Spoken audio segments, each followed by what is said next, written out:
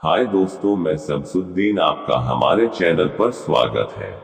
हमारे चैनल का नाम है भूतिया स्टोरी 78, जिसमें आप सबका स्वागत है, जिसमें हर प्रकार की कहानी वाली वीडियो डाला जाता है। आप जिस टाइप का वीडियो चाहते हैं हमारे चैनल पर मिलेगा, आपको कहीं जाने की जरूरत नहीं है।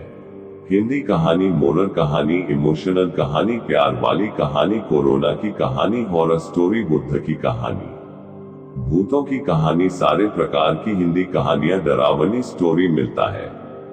और ऐसे ही ज्ञान वाली कहानी हमारे चैनल पर मिलते हैं। तो आप हमारे चैनल को सब्सक्राइब करके रखें और बेल आइकन को दबा के रखें, ताकि जब भी अपने चैनल पर इस प्रकार का वीडियो अपलोड करूं, आप तक नोटिफिकेशन पहुंच जाए। और लाइक कमेंट करना ना भूलें और वीडियो को शेयर जरूर करें। तो चलिए वीडियो को शुरुआत करते हैं। वैसे तो कहते हैं भगवान ने किसी को गरीब नहीं बनाया है, उन्होंने हर किसी को इतना दिया है कि वो अपना जीवन गुजार सके। और अगर किसी को जरूरत से कम भी दिया है तो भगवान उसके लिए कुछ न कुछ ऐसी व्यवस्था कर ही देते हैं, उनका जीवन चलता रहता है।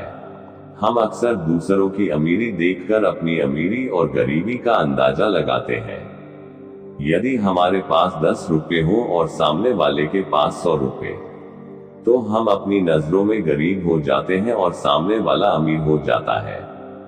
हम यह नहीं सोचते कि एक व्यक्ति कितनी मेहनत से रुपए कमाता है, 100 रुपए का काम कर रहा है, उसकी जरूरतें क्या है।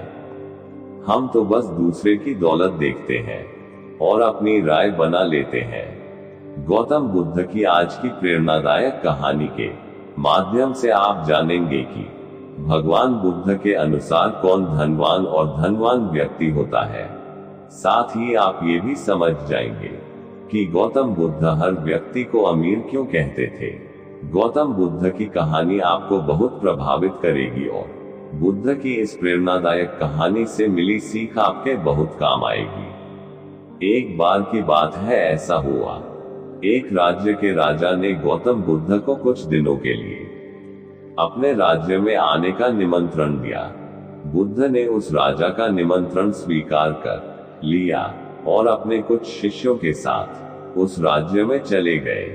राजा ने बुद्ध से मुलाकात की और उनसे कुछ दिन वहां रहकर अपने राज्य के लोगों की समस्याओं का समाधान करने और उन्हें धार्मिक मार्ग पर चलने की शिक्षा देने का अनुरोध किया।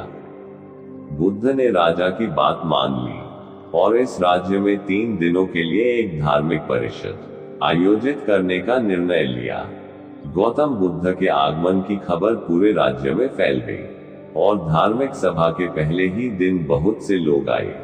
उसी राज्य के चौराहे पर एक भिखारी बैठा रहता था। उसे भी गौतम बुद्ध के आने की खबर थी, लेकिन वह सोचने लगा कि धर्म सभा में जाकर मांगू, यहाँ बैठकर उसे क्या मिलेगा। जैसे जैसे लोग आएंगे वे मुझे भिक्षा में कुछ न कुछ अवश्य देंगे। पहले दिन कई लोग आए और इस भिखारी ने अच्छी खासी कमाई की। अगले दिन फिर वही क्रम जारी रहा। भिखारी ने भीख मांगने के साथ साथ यह भी देखा कि धार्मिक सभा में जाते समय लोग उदास और दुखी हो रहे थे और उन्होंने उसे कुछ दिया भी नहीं। जब वह लोग बुद्ध से मिलकर वापस आते हैं तो बहुत खुश दिखते हैं और खुशी खुशी भिक्षा भी देते हैं। यही सोचते सोचते दूसरा दिन भी बीत गया। तीसरे दिन जब बहुत कम लोग आए तो भिखारी परेशान हो गया। उसने कमाई नहीं की। उसने सोचा कि बुद्ध तो सबकी समस्याओं का समाधान दे रहे हैं, तो क्यों न मैं भी उनके पास जाऊं और अपनी गरीबी दूर करने का उपाय पूछूं। ऐसा सोचकर वह भी धर्म सभा में गया, लेकिन वहां लंबी कतार थी। बड़ी मुश्किल से उनकी बारी आई।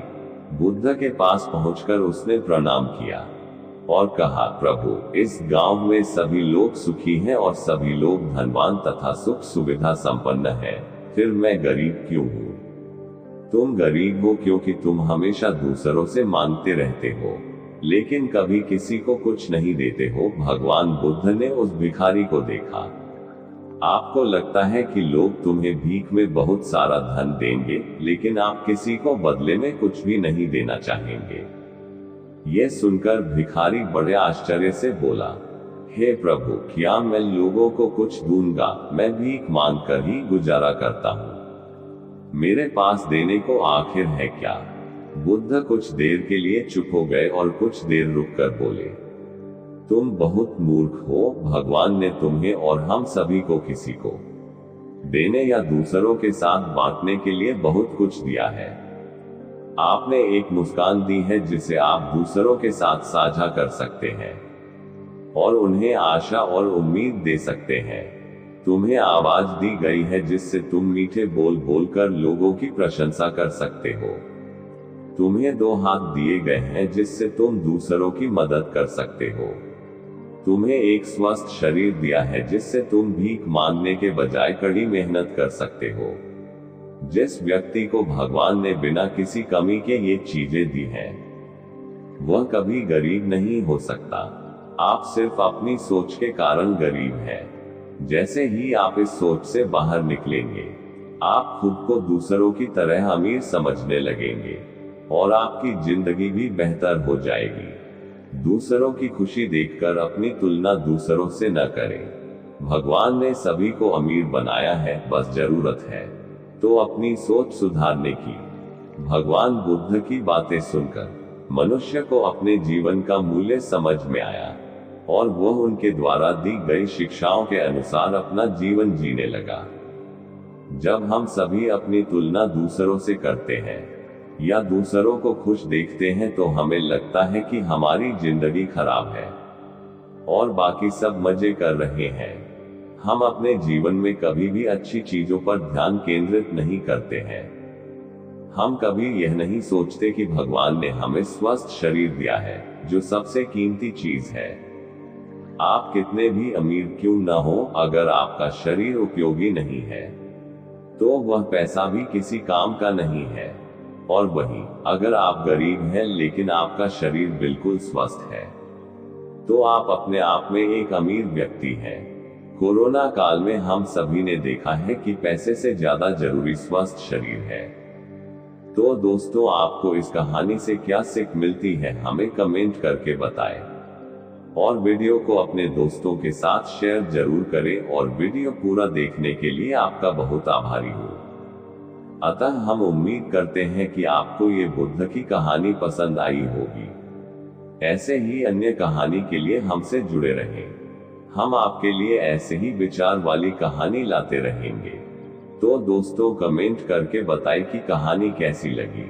अगर वीडियो अच्छा लगे तो चैनल को सब्सक्राइब करें और बेल आइकन को दबा के रखें ताकि जब भी अपने चैनल पर इस तरह का वीडियो अपलोड करूं, आप तक नोटिफिकेशन जल्दी से पहुंच जाए। और वीडियो को शेयर करना ना भूले और लाइक जरूर करें। दोस्तों, आपको ऐसा करने में कुछ भी नहीं जाता है, मगर हमको बहुत खुशी मिलती है। तो दोस्तों, वीडियो को करते हैं समाप्त।